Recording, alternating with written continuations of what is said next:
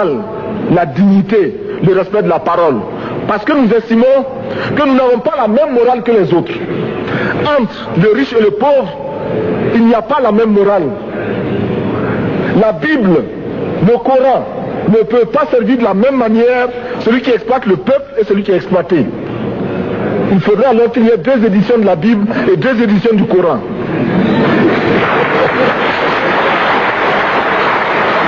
Nous ne pouvons pas accepter qu'on nous parle de dignité. Nous ne pouvons pas accepter que l'on nous parle de mérite de ceux qui payent et de perte de confiance vis-à-vis de ceux qui ne paieraient pas. Nous devons au contraire dire que c'est normal aujourd'hui. Nous devons au contraire reconnaître que les plus grands voleurs sont les plus riches. Un pauvre, quand il vole, ne commet qu'un larcin ou une peccadille, tout juste pour survivre par nécessité. Les riches, ce sont eux qui volent le fisc, les douanes et qui exploitent le peuple. Monsieur le Président, ma proposition ne vise pas simplement à provoquer ou à faire du spectacle. Je voudrais dire ce que chacun de nous pense et souhaite. Qui ici ne souhaite pas que la dette soit purement et simplement effacée? Celui qui ne le souhaite pas, il peut sortir, prendre son avion et aller tout de suite à la Banque mondiale payer. Tous nous souhaitons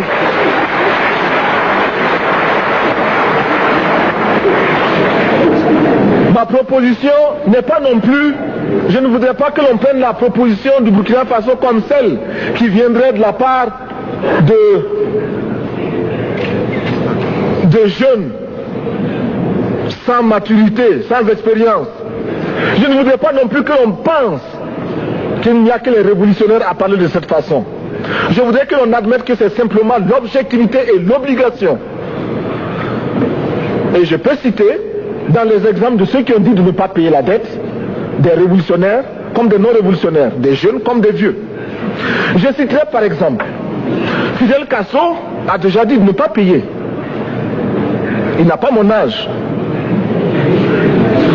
même s'il est révolutionnaire. Mais je pourrais citer également François Mitterrand, qui a dit que les pays africains ne peuvent pas payer, les pays pauvres ne peuvent pas. Je pourrais citer Madame le Premier ministre. Je ne connais pas son âge et je m'en voudrais de le lui demander. Mais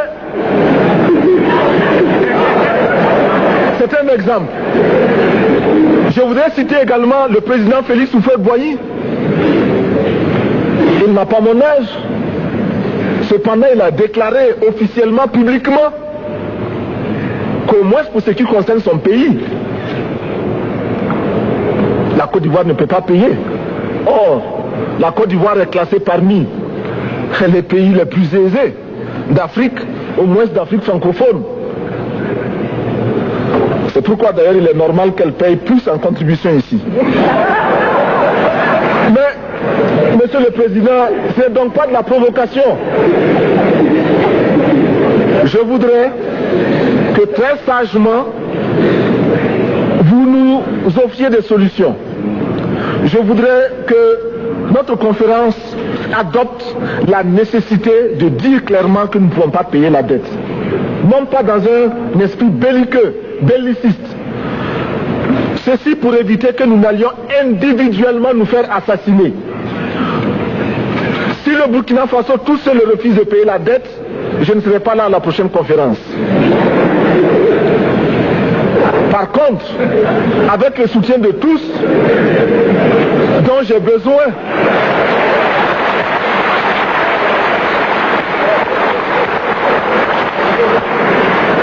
avec le soutien de tous, nous pourrons éviter de payer. Et en évitant de payer, nous pourrons à notre développement. Et je voudrais terminer en disant, chaque fois qu'un pays africain achète une arme, c'est contre un Africain. Ce n'est pas contre un Européen. Ce n'est pas contre un Asiatique. C'est contre un Africain. Par conséquent, nous devons également, dans la lancée de la résolution de la question de la dette, trouver une solution au problème de l'armement. Je suis militaire et je porte une arme. Mais Monsieur le Président, je voudrais que nous nous désarmions. Parce que moi, je porte l'unique arme que je possède et d'autres ont camouflé les armes qu'ils ont.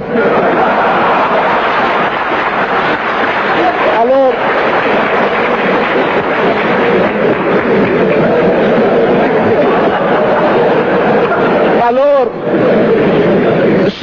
chers frères, avec le soutien de tous, nous pourrons faire la paix chez nous. Nous pourrons également utiliser ces immenses potentialités pour développer l'Afrique, parce que notre sous-sol sont riches. Nous avons suffisamment de bras et nous avons un marché immense, très vaste, du nord au sud, de l'est à l'ouest. Nous avons suffisamment de capacités intellectuelles pour créer, ou tout au moins prendre la technologie et la science partout où nous pourrons les trouver.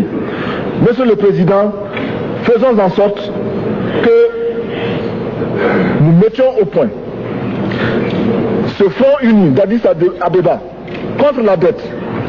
Faisons en sorte que ce soit à partir d'Addis Abeba que nous décidions de limiter la course aux armements entre pays faibles et pauvres. Les gourdins et les coutelas que nous achetons sont inutiles. Faisons en sorte également que le marché africain soit le marché des Africains. Produire en Afrique, transformer en Afrique et consommer en Afrique.